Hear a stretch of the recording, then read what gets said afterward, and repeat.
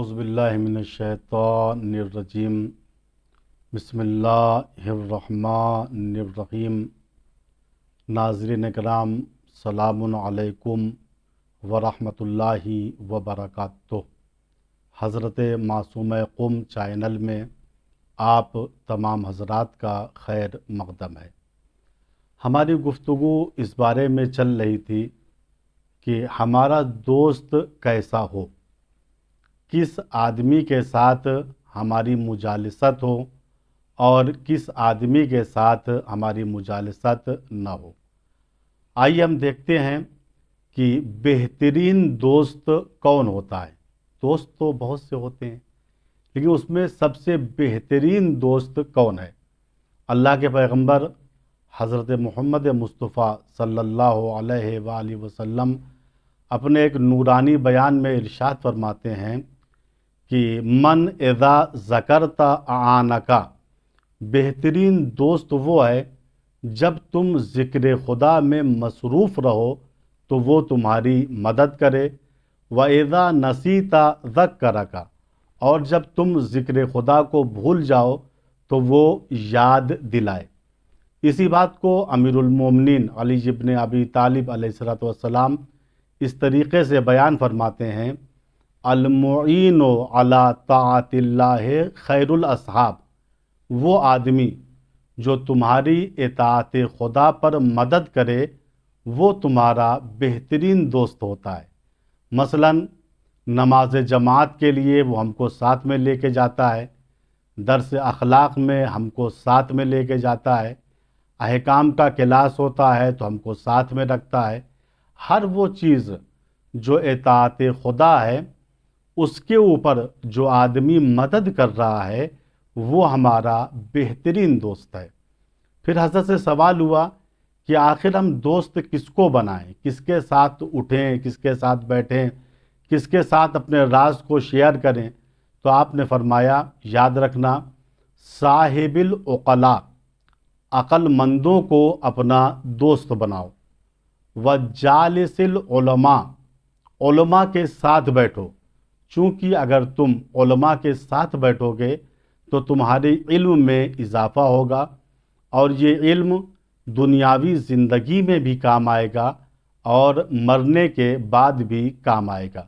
پھر آپ نے فرمایا کہ صاحب العقلاء وجالس العلماء، عقلاء کے ساتھ بیٹھو اور علماء کے ساتھ مجالست اختیار کرو، وغلب الہوا، خواہشات نفس پر کنٹرول رکھو، ترافق الملأ الاعلیٰ، اگر یہ تین صفتیں تمہارے اندر پیدا ہو گئی۔ پہلی صفت کیا ہے؟ عقلاء کی مصاحبت تم نے اختیار کر لی، عقلاء کو، عقل مندوں کو اپنا دوست بنایا، علماء کے ساتھ بیٹھنا شروع کر دیا، خواہشات نفس پر آپ نے کنٹرول پا لیا، تو مولا فرماتے ہیں اس صورت میں ترافق الملأ الاعلیٰ، تو تم ملأ اعلیٰ کے رہنے والوں کے رفیق بن جاؤ گے، یعنی فرشتوں کے دوست بن جاؤ گے۔ آئیے ہم دیکھتے ہیں کہ ہم کن کو دوست نہ بنائیں، وہ کون سے افراد ہیں جن کی دوستی ہمارے لیے نقصان دہ ہو سکتی ہے۔ ہمارے اور آپ کے چوتھے امام، امام زین العابدین علیہ السلام ارشاد فرماتے ہیں کہ یاد رکھنا، 5 لوگوں کو اپنا دوست مت بنانا۔ ان میں سے پہلا آدمی ہے جھوٹا۔ آپ فرماتے ہیں جھوٹے انسان کو اپنا دوست نہ بناؤ، چونکہ ہمیشہ جھوٹا انسان مطالب کو، مفاہیم کو برعکس کر کے پیش کرے گا۔ وہ قریب کی چیز کو دور دکھائے گا اور دور کی چیز کو قریب دکھائے گا۔ تو پہلا وہ انسان جس سے ہم کو دوستی نہیں کرنی ہے وہ جھوٹا انسان ہے۔ دوسرا وہ انسان جس سے ہم کو دوستی نہیں کرنی ہے، امام فرماتے ہیں کہ فاسق انسان کو اپنا دوست مت بناؤ۔ فاسق اس آدمی کو کہتے ہیں، فاسق اس انسان کو کہتے ہیں جو علنی طور پر حکم شریعت کو توڑتا ہے، مثلا نماز جان بوجھ کے نہیں پڑھتا ہے، روزہ نہیں رکھتا ہے، تیسرا وہ آدمی جس کو دوست نہیں بنانا ہے وہ بخیل انسان ہے، کنجوس انسان ہے۔ چوتھے امام فرماتے ہیں کہ بخیل اور کنجوس انسان کو اپنا دوست مت بناؤ، چونکہ وقت پڑنے پر یہ انسان تم کو دھوکہ دے دے گا۔ چونکہ بخیل انسان وہ ہوتا ہے جو خود اپنے اوپر اپنا پیسہ خرچ نہیں کر پاتا ہے۔ جو اپنے اوپر پیسہ نہ خرچ کر پائے وہ دوسروں پہ پیسہ کیا خرچ کرے گا۔ چوتھا وہ انسان جس کو دوست نہیں بنانا ہے، چوتھے امام فرماتے ہیں کہ احمق انسان کو دوست مت بناؤ۔ احمق یعنی بے عقل انسان، بے وقوف انسان۔ پھر امام علت بیان کرتے ہیں کہ احمق انسان کو دوست اس لیے نہ بناؤ چونکہ وہ تم کو فائدہ پہنچانا چاہے گا لیکن نقصان پہنچا دے گا۔ اس کے پاس عقل نہیں ہے، وہ چاہے گا تمہارا پرافٹ ہو جائے لیکن اسی پرافٹ میں تمہارا نقصان رہے گا۔ اور پانچواں وہ انسان جس کو دوست نہیں بنانا ہے وہ قاطع رحم ہے۔